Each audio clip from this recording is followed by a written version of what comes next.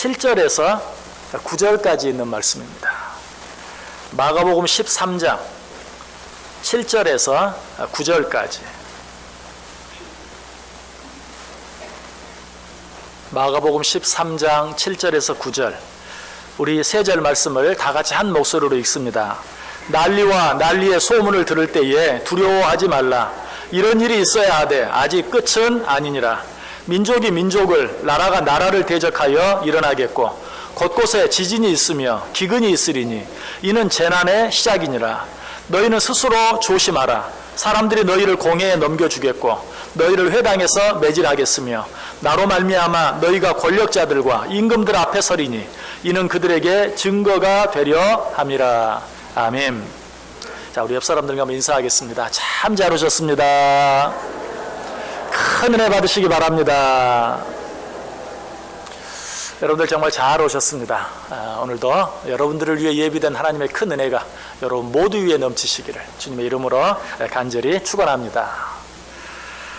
지난 수요일 경북 포항에서 진도 5.4의 강진이 일어났습니다. 지금으로부터 1년 그리고 한 2개월 전 작년 9월 12일에도 역시 비슷한 지역 경북 경주에서 진도 5.8의 강진이 있었습니다. 이 강도로만 따지면 지난번 지진보다 이번 지진이 조금 약하지만 그러나 그 지진이 발원한 그 깊이로 따지면 이번 지진이 훨씬 더 얕은 곳에서 일어나서 우리가 느끼는 충격과 피해는 훨씬 더 컸다라고 말하는 뉴스를 들었습니다. 이 지진을 통해서 우리는 이 나라가 더 이상 지진 안전지대가 아니라는 사실을 다시 한번 확인하게 되었어요. 이미 지난번 경주에서 일어난 지진을 통해서도 알게 되었지만 거의 비슷한 지역에서 또 한 번 일어난 이 지진을 통해서 그 지진을 그저 우연으로만 돌려버릴 수 없는 정말이구나. 이제 이 나라, 이 땅도 정말 지진 안전지대가 아니구나 하는 것을 우리가 또 한 번 깨닫게 되었어요. 사실 지진에 대해서는 새삼스러울 게 없죠. 우리나라에서만 일어나지 않았지 세계 곳곳에서 끊임없이 지진들이 일어나고 있어요. 특별히 올해 규모가 큰 지진들이 벌써 몇 차례 일어났죠. 대표적인 지진 두 가지만 말씀드리면 지난 9월 19일에 일어난 진도 7.1의 멕시코 지진, 그리고 우리나라에서 지진이 일어나기 바로 3일 전 12일에 있었던 이란 이라크 국경지대에서 일어난 진도 7.3의 지진. 이 지진은 정말 우리가 겪은 지진과는 비교할 수 없는 것이죠. 사망자만 공식 집계로 1만 명이 넘는 그런 엄청나게 무서운 지진이었어요. 아마 그 사람들이 우리나라 지진의 소식을 들으면 그까짓 거 무슨 지진이라고 혹 생각할지도 모르겠어요.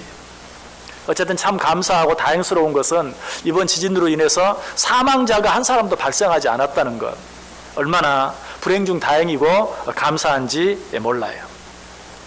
자, 그러나 이 지진이 우리에게 주는 충격은 아까 말씀드렸던 것처럼 세계 다른 나라에서 일어난 이보다 훨씬 규모가 큰 지진보다도, 또 지난번 일어난 경주 지진보다도 우리에게 주는 충격은 훨씬 커요.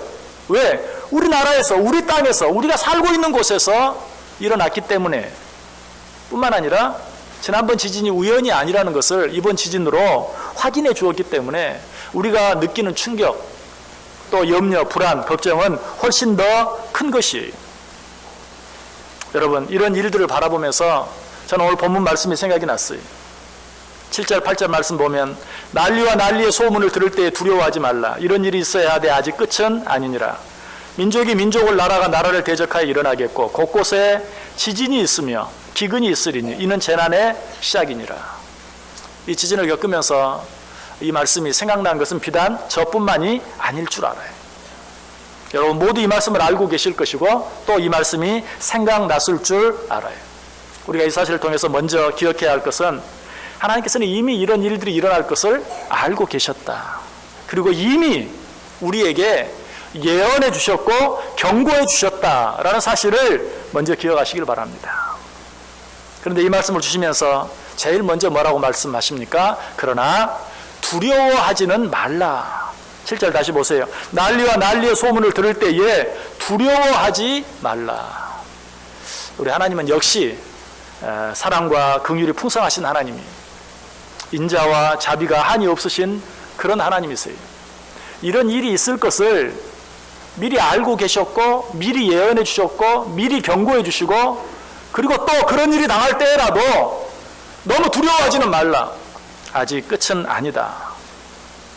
왜 두려워하지 말라고요? 이 일들이 아직 끝은 아니기 때문에. 그 7절 뒷부분에 말하죠. 이런 일이 있어야 하되 아직 끝은 아니니라.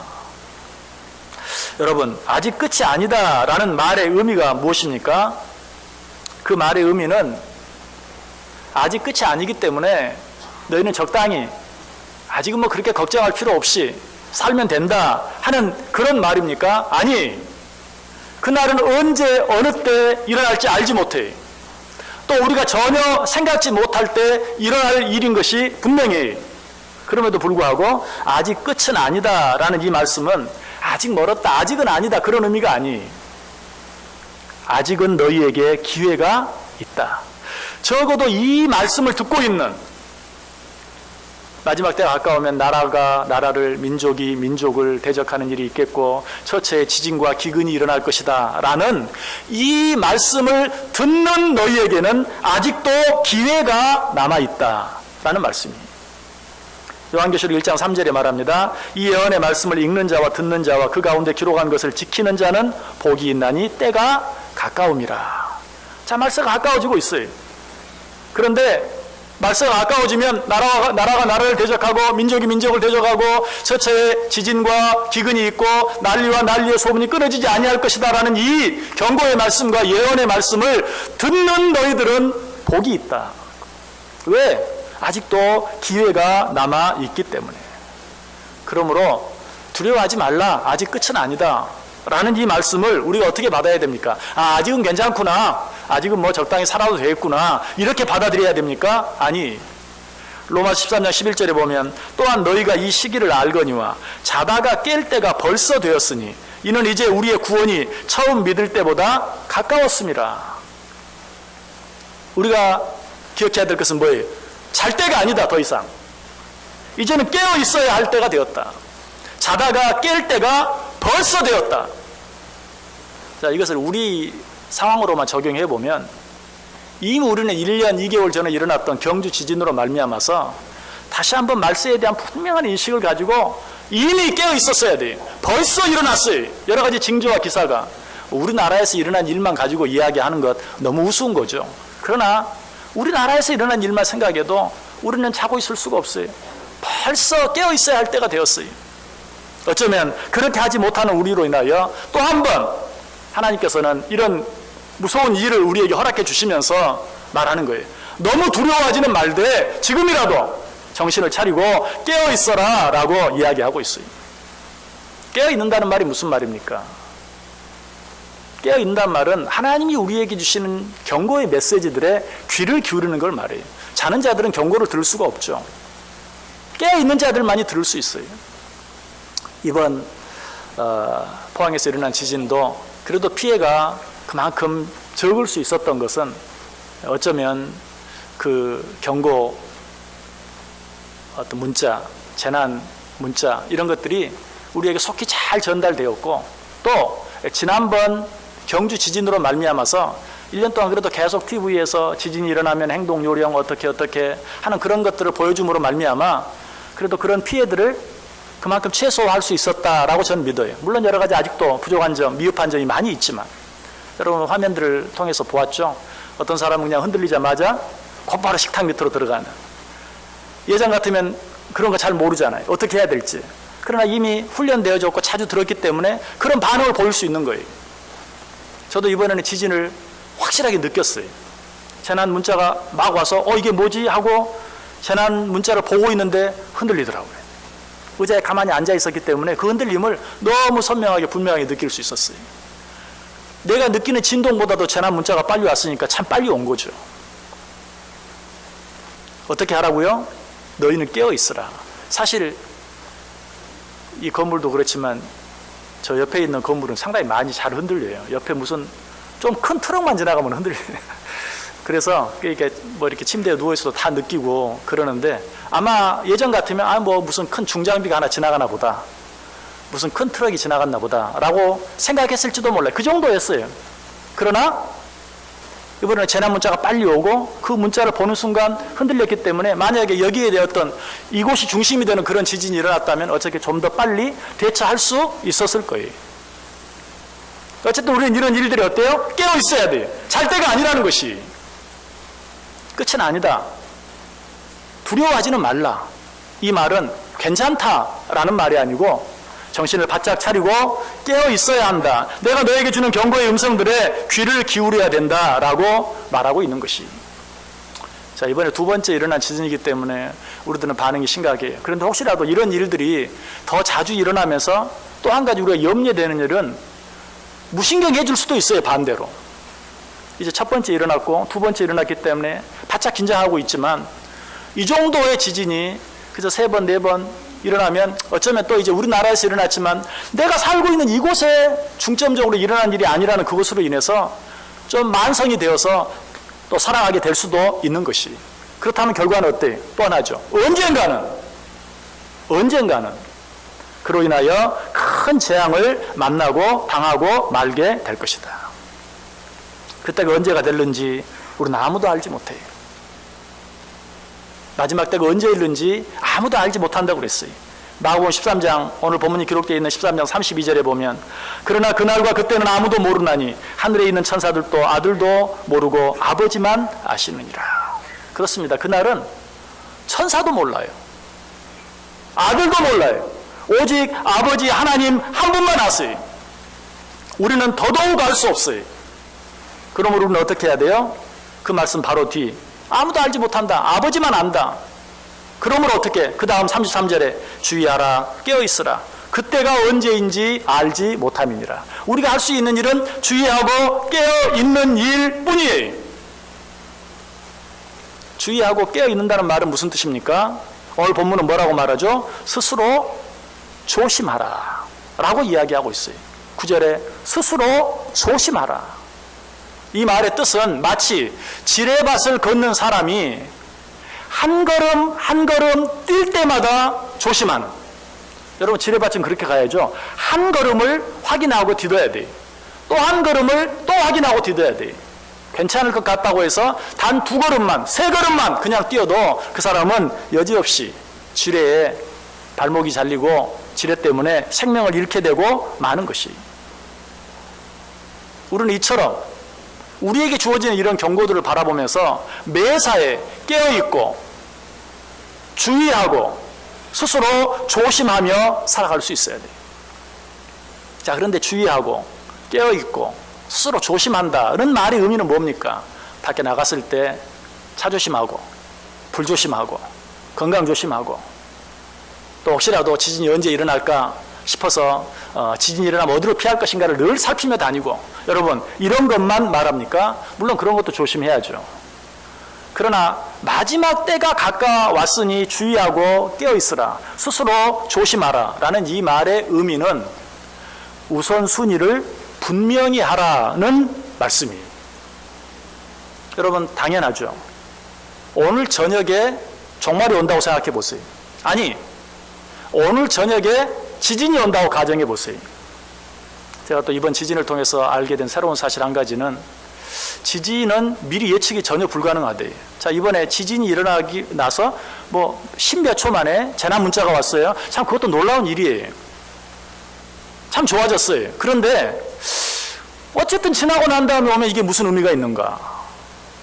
뭐 약 10 몇 초, 30초, 1분 안에 뭐 집이 무너지고 붕괴되고 이런 일이 있을 것인데 이게 우리에게 얼마나 도움이 될 것인가 하는 그런 생각이 또 들어요.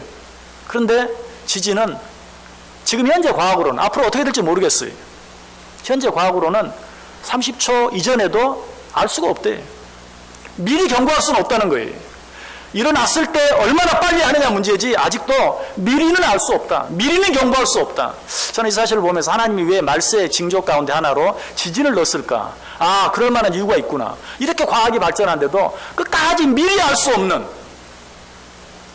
그래서 말세 하나의 징조로 지진을 허락하신 것 같다. 그리고 그런 일들을 바라보면서 미리 주의하고 깨어있고 조심하는 것 외에는 방법이 없는 것을 우리에게 말씀해 주신 것이 아닌가 하는 생각이 들었어요. 자, 그런데 가정해 보세요. 오늘 저녁에 지진이 일어난다. 오늘 저녁에 종말이 온다. 그러면 여러분 제일 먼저 어떤 생각 하시겠어요? 뭐부터 해야 되나? 그렇죠? 자, 시간이 정해졌어요. 무슨 일을 가장 먼저 해야 할 것인가? 여러분, 여기 있는 여러분 모두 그 생각을 할 거예요. 뭐 생각하는 방법은 조금 다를지 모르지만 오늘 저녁에 지진이 일어나는데, 오늘 저녁에 종말이 오는데 내가 어떤 일부터 먼저 해야 할 것인가? 주의하라, 깨어라, 스스로 조심하라 라는 말은 이처럼 우선순위에 관한 문제예요. 자, 저와 여러분의 믿음은 다 달라요. 믿음의 분량도 다르고 정도도 달라요. 그런데 제가 분명히 한 가지 말씀드릴 수 있는 것이 있어요. 오늘 저녁에 지진이 일어나고 오늘 저녁에 종말이 온다면 여러분 오늘 오후 예배는 제가 말하지 않아도 다 나올 거예요. 그렇습니까? 그러지 않습니까? 물론 오늘 저녁에 종말이 온다고 하면 광고도 하겠죠. 여러분 오늘 오후에 다 모입시다. 모여서 기도합시다. 그러면 틀림없이 다 나오시겠죠. 한 분도 빠짐없이 다 나올 것이. 자, 마지막 때가 가까워 온다면 우리가 가장 먼저 해야 할 일이 무엇일까요? 여러 가지 많은 일이 있겠지만 성경이 우리에게 분명히 가르쳐주는 가장 먼저 해야 할 일 한 가지가 무엇인가? 그것은 모이기를 힘쓰는 일입니다. 히브리서 10장 25절에 분명히 말해요. 모이기를 패하는 어떤 사람들의 습관과 같이 하지 말고 오직 권하여 그날이 가까움을 볼수록 더욱 그리하라. 여기서 말하는 그날이 언제죠? 마지막 때에 말세에. 마지막 때가 가까움을 볼수록 더욱 힘써야 할 일이 있다. 그것은 모이기를 패하는 어떤 사람들의 습관같이 하지 말고 더욱더 모이기를 힘쓰는 일이다 라고 우리에게 이야기해 주고 있어요. 자, 오늘 보면 8절이 분명히 뭐라고 말합니까? 민족이 민족을, 나라가 나라를 대적하여 일어나겠고 곳곳에 지진이 있으며 기근이 있으리니 이는 재난의 시작이니라. 자, 마지막 때에 대한 징조들이 이미 오래전에 시작되었고 그 일이 보다 구체적으로 우리 가운데 일어나고 있어요. 무슨 말이라고요? 재난이 이미 시작되었다는, 말세에 그 일어날 재난들이 이미 시작되었다는 것을 우리에게 분명하게 말씀해 주고 있어요. 우리 힘으로 감당할 수 없는 일들이 점점 많아지고 있어요. 이전에 경험해 보지 못한 전혀 새로운 일들도 우리 가운데 너무나 많이 일어나고 있어요. 이런 일들은 이제 앞으로 기하급수적으로 많아질 것이. 왜? 우리는 요즘에요, 새로운 무슨 물건 한 가지만 생겨도 놀라고 귀함을 해요. 세상이 어떻게 이렇게 달라질 수 있는가? 전혀 듣도 보도 못하고 생각도 못한 일들이 우리 가운데 이제는 거의 매일 우리 가운데 일어나고 있어요. 자, 이런 일들이 생기면, 특별히 이번 지진과 같은 이런 어려운 일들, 이런 일들이 생기면 우리의 삶은 어떻죠? 살기가 어려워지죠. 살기가 어려워지면 어때요? 살아남기 위해서 더 힘들어지고 바빠지죠. 우리의 삶이 그렇게 힘들어지고 어려워지고 바빠지면 어때요? 모이기가 어려워지죠. 아니, 아예 모이지 않는 사람들이 많아지겠죠. 왜? 너무 바쁘고 힘드니까. 아예 모이기를 패해버리는. 하나님은 이 모든 것을 아셨던 것이, 마지막 때가 가까워지고 마지막 때를 경고해주는 그런 재난들, 어려운 일들이 많아지면 많아질수록 너희들의 삶은 점점 힘들어지고 어려워지고 바빠질 것이고, 그렇게 되면 모이기를 패하는 사람들이 많이 생겨날 것이다. 그러나 기억해라. 그렇게 하지 말고 오히려 그날이 가까움을 볼수록 더 모이기를 힘쓰라. 바빠지면 바빠질수록 더 모여라. 힘들면 힘들수록 더 모여라. 여러분, 그리스도인들의 비밀은 모임에 있어요. 그리스도인들의 능력도 모이는 데 있어요. 모일 때 힘이 생깁니다. 모일 때 성령의 역사가 일어납니다. 오순절 성령 강림 사건, 성도들이 모여 있을 때 일어났어요. 모여 있을 때 나 자신과 우리 가정과 우리 교회 안에 부흥이 일어납니다. 니엠에서 보면 분명히 나오죠. 예루살렘 성 앞에 수문학 광장에 많은 성도들이 모여서 아침부터 새벽부터 오전까지 주의 말씀 듣기를 힘쓰고 기도하기를 힘쓸 때 놀라운 부흥의 역사가 일어났던 것을 우리는 보게 돼요. 이게 모임의 비밀이고 이것이 모임의 능력이에요.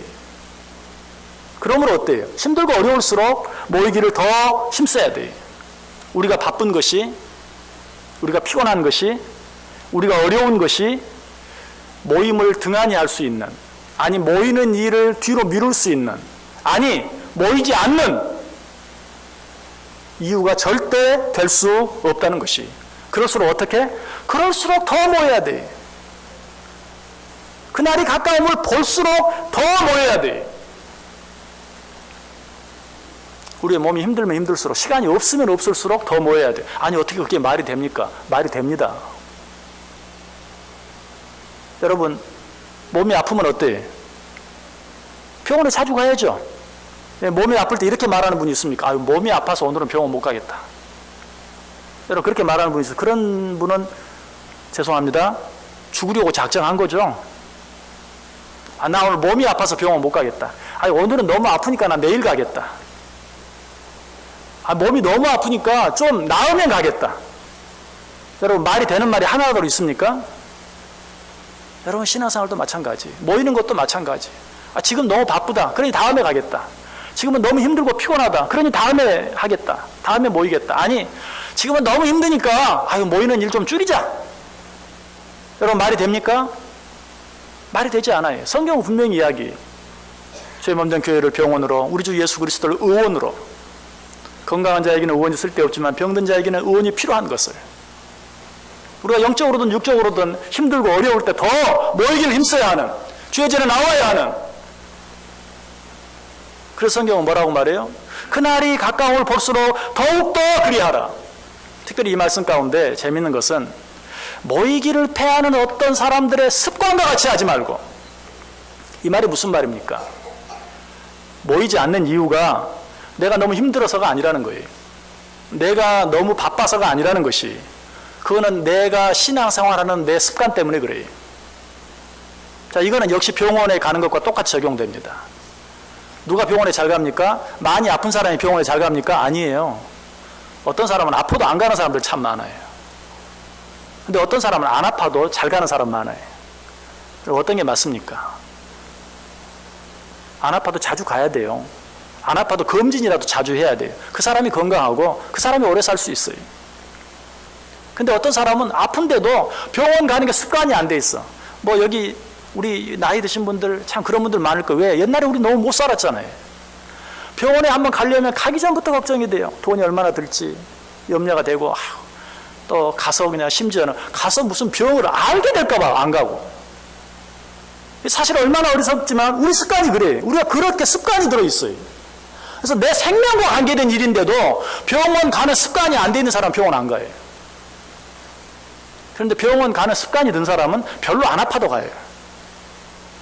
여러분, 우리가 모이기를 힘쓰고 힘쓰지 않는 것, 우리의 어떤 상태 때문이 아니, 내가 지금 너무 바쁘고 힘들어서가 아니, 신앙생활의 습관이 잘못되어 있기 때문에 그래요. 여러분, 죄송한 질문 한번 해볼까요? 자, 오늘 오전 예배 여러분 다 나와 있습니다.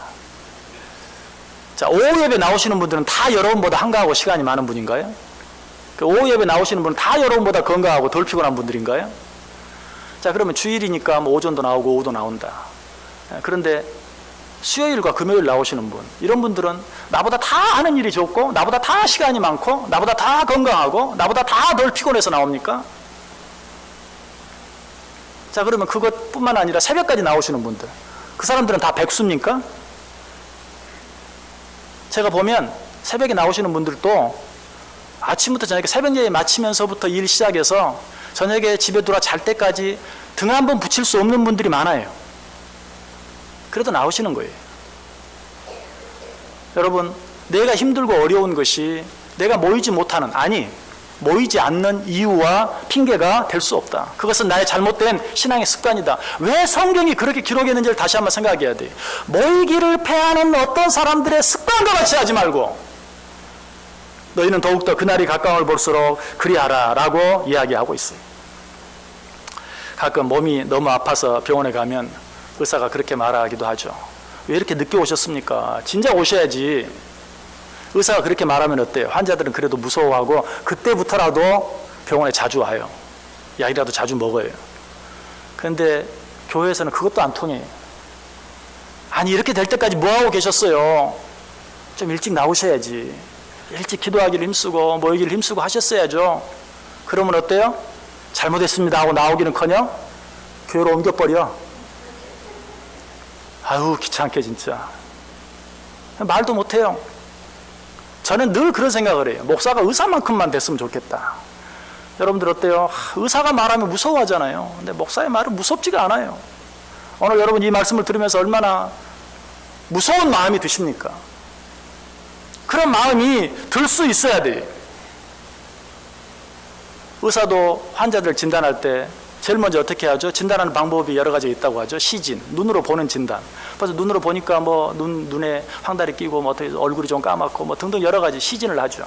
그 다음에는 어때? 문진, 물어봐요. 아, 요즘 어떠세요? 뭐 잠은 잘 오십니까? 음식은 잘 드시나요? 그 다음은 어떻게 하죠? 청진, 갖다 들어보는 거예요. 진짜 어떤 소리가 나는지. 그리고 나서는 촉진, 만져보고 다 하는 거예요. 여러분, 목사도 어떤 그런 것들이 느껴질 때가 있어요. 아, 그러면 안 되는데. 아, 저러면 안 되는데. 느껴질 때가 있어요. 그래도 말 못해요. 왜? 말하면 안 나온다니까요. 안 나와요. 다른 교회 가버려요. 내가 와도 오는지 가도 가는지 모르는 그런 교회 가버려요. 그러니까 분명히 아는데, 물론 어쩔 때는 짐작도 있지만 어쩔 때는 정말 확신도 있어요. 그런데도 말 못해요. 여러분, 너무나 잘못된 신앙생활이. 오늘 성경은 우리에게 분명히 이야기해요. 그날이 가까움을 볼수록 모이기를 패하는 어떤 사람들의 습관과 같이 하지 말고 더욱더 모이기를 힘쓰라라고 우리에게 말하고 있어요. 정답은 무엇입니까? 바쁠수록 더 모여야 하고, 어려울수록 더 모여야 하고, 힘들수록 더 모여야 돼요. 아프면 아플수록 병원에 자주 와야 하는 것처럼, 아프면 아플수록 의사를 자주 만나고 상담해야 하는 것처럼, 우리가 영적으로 힘들고 어려울 때, 육적으로 더 피곤하고 병들 때, 여러 가지 많은 어떤 마음의 고민들, 염려들 있을 때 우리는 더욱더 나와서 또 여러 가지 많은 징조들로 인하여 정말 세상이 어수선하고 불안하고 힘들 때 우리는 더 모이기를 힘쓸 수 있어야 한다는 것이. 그렇게 할 때 하나님께서는 우리를 위로합니다. 왜 모이라고 합니까? 모여서 우리 힘 더 빼놓으려고? 아니, 내가 안다. 네가 지금 얼마나 지쳐있는지, 얼마나 힘든지. 내가 너희들에게 힘을 주기를 원한다. 내가 너희들을 위로해 주기를 원한다. 너희들이 지금 두려움에 떨고 있지 않느냐. 내가 너희들의 그 두려움을 제어해 주기를 원한다. 너희 마음속에 세상에 줄 수 없는 평안을 주기를 원한다. 나오라. 무슨 병 생길까봐, 없는 병 발견될까봐 두려워하지 말고 나오라. 내가 치료해 주겠다. 내가 위로하겠다. 내가 너희와 함께 하겠다. 내가 만져주겠다. 만나주겠다. 라고 우리에게 말씀하는 것이. 여러분, 이 말씀이 정말 틀린 말씀이 아닌 또 하나의 증거는 뭡니까? 여러분, 우리들이 가장 많은 문제를 경험하는 것이 어디입니까? 우리 가정이. 그 중에서도 남편과 아내, 부부관계, 또 부모와 자녀, 또 형제간에. 왜? 자주 만나기 때문에. 가끔 이렇게 이야기하면, 아이고, 교회 나가면 뭐 위로를 받아요? 힘을 얻어요? 아이고, 교회 나가면 그냥 없던 문제도 생기고. 병원에 가는 사람하고 똑같아. 아, 병원에 가면 없던 병이 생겨요. 이렇게 말하는 사람처럼, 아유, 교회 가면 없던 문제가 생겨가지고 상처받고 더 힘들어요. 사실이 그럴 수 있어요. 우리 가정에 왜 문제가 많은가? 날마다 같이 붙어 사니까. 여러분, 요즘에 왜 조론이 많아집니까? 은퇴하고 남편이 집에 있으면 그나마라도 아침이면 태어졌다가 저녁에 만나는데 이제는 하루 종일 집에 같이 있으니까 같이 살 수가 없는 거예요. 그렇죠? 같이 있는 시간이 많으면 많을수록 문제가 있어요. 그런데 그 문제를 어떻게 풀죠? 더 같이 있어야 돼. 그렇다고 각방 쓰면 끝나는 거예요. 성경은 그 사실도 이야기하잖아요. 너희들이 기도할 틈 외에는 절대로 분방하지 말아라. 왜? 너희들이 어떤 문제가 있든지 함께 있어야 문제가 해결된다. 라고 이야기하는 것이. 해가 질 때까지 분노를 품지 말라. 안다. 너희들이 같이 있다 보면 서로 분노하는. 여러분 결혼할 때는 어떻게 했습니까? 결혼이 정말 인생의 중대사인 줄 알고 얼마나 신중에 신중을 기해서 내 남편, 내 아내를 골랐습니까?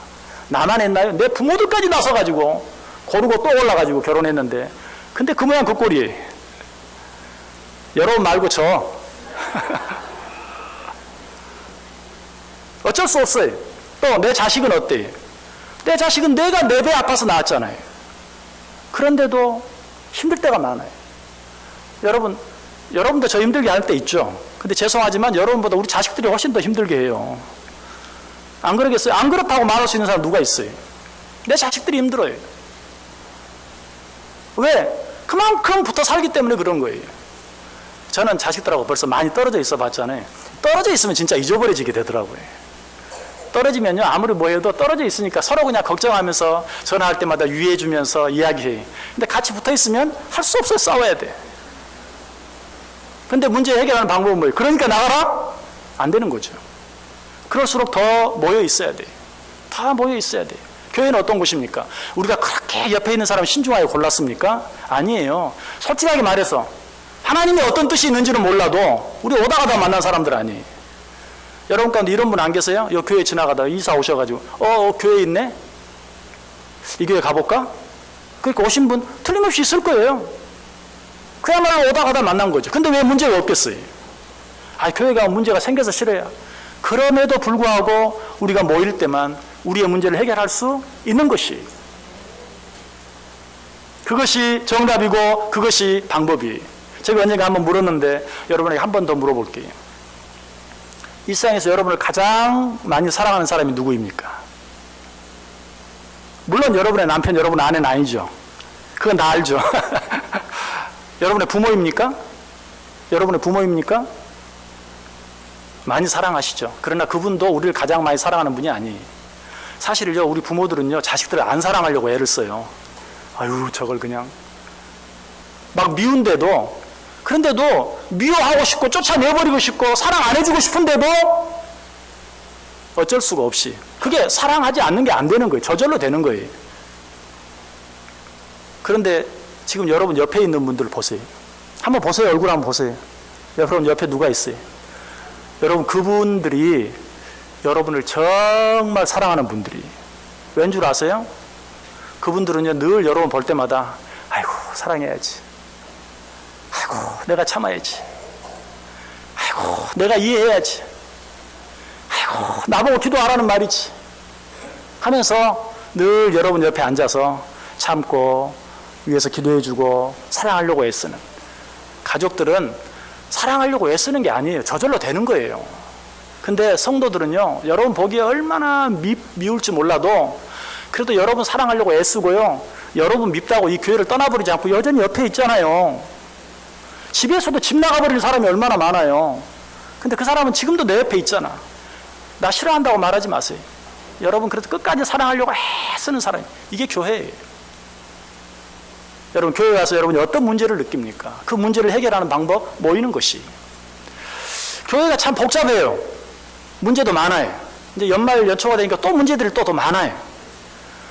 근데 이 문제를 어떻게 해결할 수 있을까요? 모이기만 하면 돼요. 여러분들이 모이기만 하면 그런 문제는 문제도 아니에요.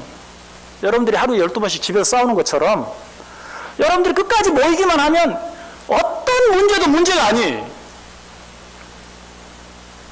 우리가 날마다 머리 맞대고 회의하고 뭐 계획 세우고 기도하고 하는 것들이 뭡니까? 결국 모이게 하기 위해서.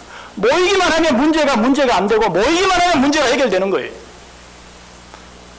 하나님은 이걸 아셨어요. 그래서 그날이 가까움을 볼수록 마지막 때가 가까워지고 점점 어수선해지고 점점 복잡해지고 점점 힘들어지고 이제는 우리 힘으로 감당할 수 없는 일들이 점점 많아지고, 그러면 그럴수록 더 모이기를 힘쓰라. 그렇다고 안 모아버리려고 하는 그런 사람들처럼 하지 말고 더욱더 모이기를 힘쓰라 라고 우리에게 말씀해 주고 있어요. 교회는 모이는 곳입니다. 모임으로 문제가 해결되어지는 것이. 여러분 요즘은 모이기가 힘든 게 너무 당연해. 왜? 결혼도 안 하려고 하잖아요. 둘이 사는 게 힘들어서 혼자 살려고. 둘이 사는 것도 힘들어서 혼자 살려고 하는데 참 어떻게 모이기가 쉽겠어요. 여러분 그러나 여러분 자녀들 가운데 아이고 나 둘 사는 거 힘들어, 거기다 자식까지 낳고 아유 나 못해, 나 혼자 살래. 그러면 여러분 그래 맞아 나도 살아보니까 진짜 힘들더라, 너 그냥 혼자 살아라, 이렇게 말할 부모가 있습니까? 그럴 부모 없죠? 그래도 둘이 사는 게 나아. 지지고 볶아도 둘이 사는 게 나아. 또 자식도 하나만 낳을 거야, 그래도 둘이 나아. 하나 키우기도 얼마나 힘든데 그래도 내가 키워보니까 하나보다 둘이 낫더라, 둘보다 셋이 낫더라. 그렇게 말해요, 안 해? 그렇잖아요. 여러분 이것은 제 말도 아니고 여러분 생각도 아니에요. 성경이 우리에게 그렇게 이야기하고 있어요. 전도서 4장 9절에 두 사람이 한 사람보다 나으면 그들이 수고함으로 좋은 상을 얻을 것임이니라. 두 사람이 한 사람보다 나아요. 두 사람보다 세 사람이 나아요. 세 사람보다 10사람, 20사람, 100사람이 나아요. 모이는 그 힘이에요. 모이는 게 정답이에요. 전도 4장 10절도 말하죠. 혹시 그들이 넘어지면 하나가 그 동물을 붙들어 일으키려니와 홀로 있어 넘어지고 붙들어 일으킬 자가 없는 자에게는 화가 있으리라. 그 다음 절, 또 두 사람이 함께 누우면 따뜻하거니와 한 사람이면 어찌 따뜻하랴. 하나님께서 우리에게 마지막 때가 가까워 오고 있는 것을, 재난이 이미 시작되었음을 분명히 말씀해 주고 계세요. 그러나 말해, 너무 두려워하지는 말아라. 그러나 주의하고, 그러나 깨어있고, 그러나 스스로 조심해라. 뭘 먼저 해야 할지, 내가 지금 가장 먼저 뒤로 미루지 않고 가장 먼저 해야 할 일이 무엇인지 생각하고 그 일을 행하라. 내가 한 가지 가르쳐 주겠다. 그날이 가까움을 볼수록 더욱 모이기를 힘써라. 모이기를 힘쓰므로 말미암아 우리에게 닥쳐지는 이 모든 재난과 어려움들, 이런 것들이 우리에게 더 큰 재앙으로 다가오는 것이 아니라 변화의 축복이 되는, 은혜가 되는, 하나님의 사랑과 은혜를 체험하는 복된 기회가 될 수 있기를 주님의 이름으로 간절히 축원합니다. 기도합니다. 하나님 감사합니다. 우리를 사랑하셔서 또 한 번 마지막 때에 대해서 경고해 주시고 말씀해 주시니 감사합니다. 하나님, 정신을 차리고 깨어있게 하여 주옵소서. 하나님, 주의하여 깨어있게 하여 주옵소서. 스스로 조심하게 하여 주옵소서. 무엇을 먼저 해야 할지, 먼저 할 일을 먼저 하고 나중 할 일을 나중 할 수 있게 하여 주옵소서. 그리하여 이런 어려운 일을 통하여 우리에게 주시기를 원하시는 하나님의 은혜, 사랑, 축복을 경험하고 누리며 살게 해 주옵소서. 예수님의 이름으로 기도드리옵나이다. 아멘. 우리 다 자리에서 일어나셔서 180장 찬송하겠습니다.